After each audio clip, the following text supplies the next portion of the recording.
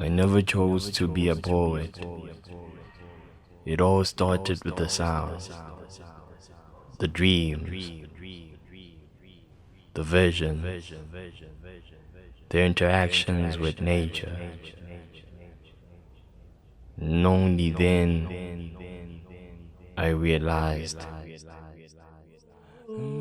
that it's a calling.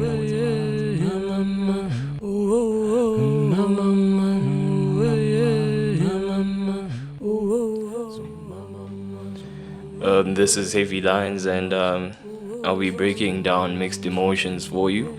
So, Mixed Emotions is an EP that I recently released. It consists of 7 tracks, and the first song in the EP is titled "The Coding." So basically, "The Coding" is a song that explains just how being a poet for me was not a decision that I just took, but it was more of a calling. I started writing poetry without no intention of writing poetry. I remember first poem I wrote was in a classroom back in 2013, and really I never thought that I was writing a poem. It just happened. So for me, the writing process doesn't happen in an intentional way. It just happens. I got this feeling inside.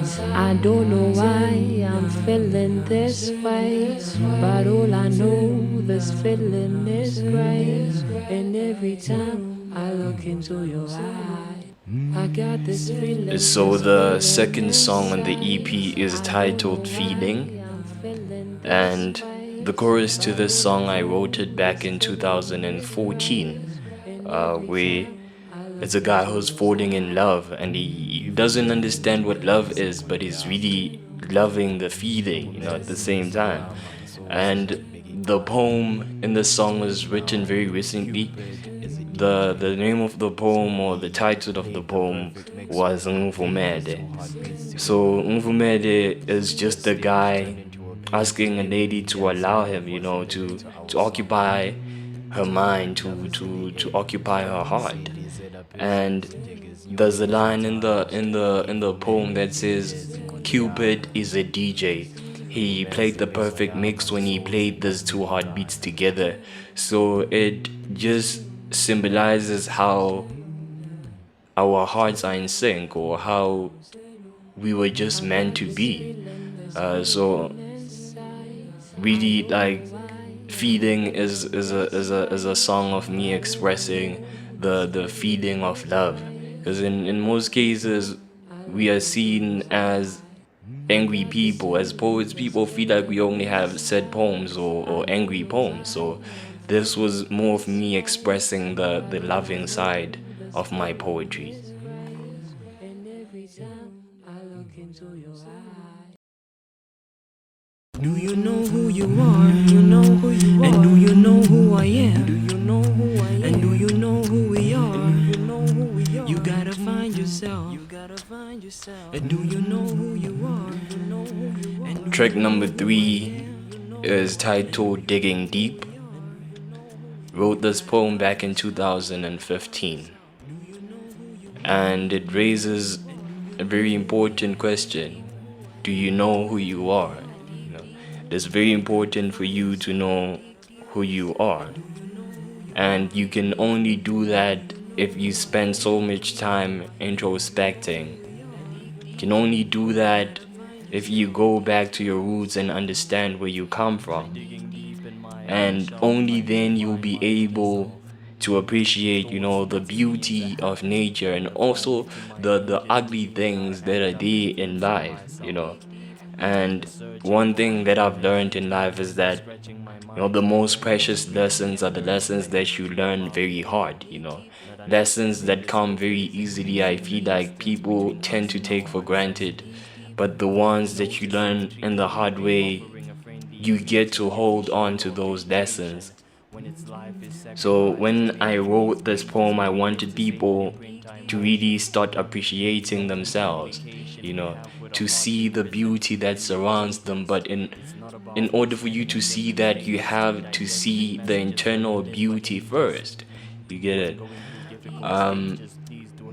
So I'd really love people to listen carefully to this line in the poem that says, do you believe that stars have scars because the dark sky is a mirror and the stars are a reflection of ourselves?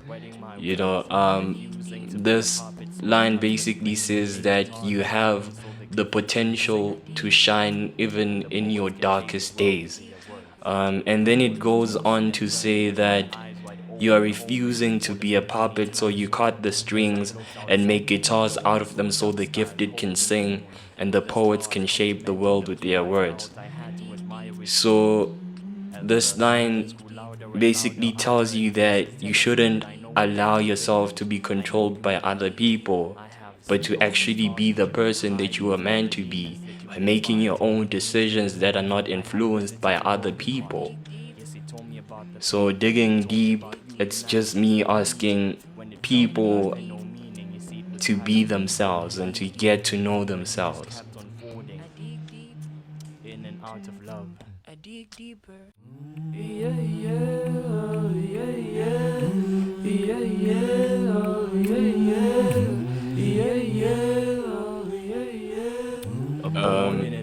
Track number 4 has to go to African Land. African Land is a very sad poem. I wrote this poem during the time of xenophobic attacks in South Africa. And this poem was just to reflect on why we are where we are right now. Why blacks are hating blacks. And it all began with a white man. You know, it is quite amazing and very sad how we were taught to hate each other. How we were taught that black is a sin, black is associated to everything that is bad. Africa as a continent has so much to offer.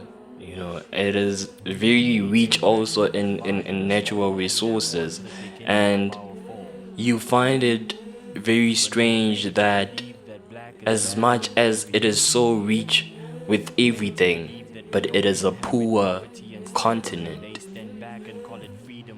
One may say we are poor mentally, and one may also say that we have leaders who are constantly looking out for themselves. See, there's this thing called freedom that we were promised and that we were told that we are being given, but when you really look at it, the same oppression continues to happen. The black man is still oppressed. See, the black man is still down there. So up until we as blacks decide to unite and we as blacks really start practicing the spirit of Ubuntu rather than us talking about it, the moment we get rid of the power-hungry people out there, people who are in power, people who ensure that they control our lives because they are looking out for themselves, it is only then we'll see Africa prosper in unity.